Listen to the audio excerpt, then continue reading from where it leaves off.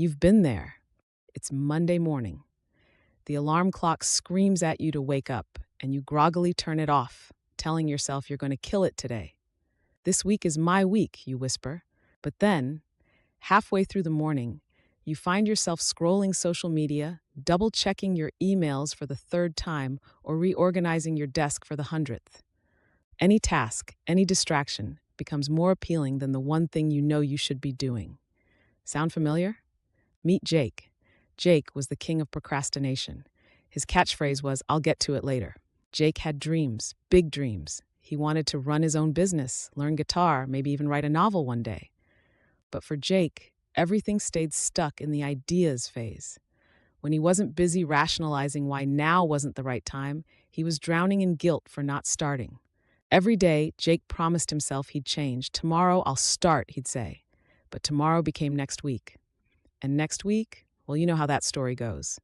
One Thursday night, after watching his third straight hour of streaming random shows he wasn't even interested in, Jake stared at his laptop, sitting cold on his desk. His to-do list blinked back at him, untouched. That same feeling crept up his throat, the mixture of guilt, frustration, and self-doubt. The one that left him asking, "Why can't I just do it?" But that Thursday wasn't a normal Thursday, because something happened that night. Something that changed Jake's life forever. Jake stumbled across a peculiar YouTube video. It wasn't super flashy, and it wasn't from anyone famous. It started with one simple question, spoken directly to the camera. Do you think your future self is happy right now? The question hit Jake like a lightning bolt. His future self? Jake paused the video and leaned back in his chair, thinking about it. That question lingered like a ghost. He'd always thought about his future self as this vague, untouchable figure. But now, he was faced with the realization. Every hour I waste today is a debt my future self has to pay. He pulled out a blank sheet of paper, not an app, not a planner, just a single piece of paper and pen, wrote down one task, circled it, and whispered to himself, "I will do this. Not tomorrow, not later, now." It wasn't a life-altering task. Jake didn't climb Mount Everest or invent the next big app that instant. No. All he did was organize a messy folder on his computer, one that had been bothering him for months. It only took 15 minutes. But those 15 minutes lit a tiny, barely noticeable flicker of pride. And for the first time in months, Jake wasn't weighed down by avoidance or guilt. He slept lighter that night. The next day, riding the high of that tiny victory, Jake wrote a new list. And here's where Jake took his next big step. He set a timer, 30 minutes. That was it.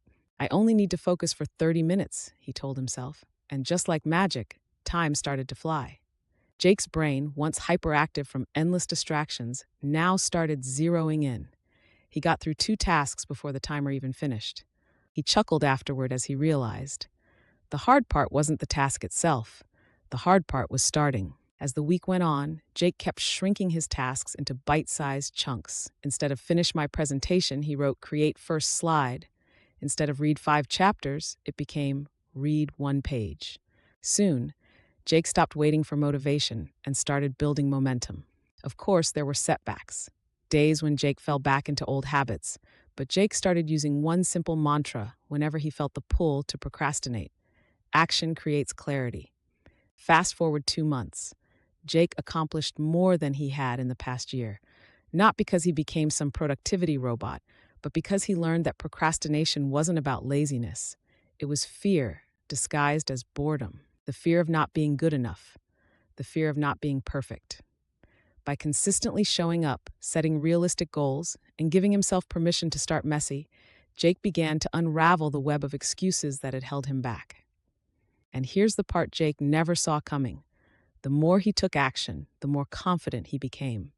His future self wasn't just out there waiting for him anymore. He was becoming his future self, one small step at a time. So, what about you?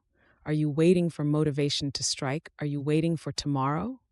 Think about this. Every time you procrastinate, you're making a choice to stay the same, a choice to let fear win. But every time you take action, no matter how small, you're proving to yourself that you are in control, not the distractions, not the doubt. You. Just start. Don't wait for the perfect moment. Don't wait until you're ready. Take one small step, however messy, however imperfect, Your future self will thank you. And who knows, maybe you're just one Thursday night away from changing your life. The question is, are you ready to start today? Not tomorrow, today, because your future self is counting on you.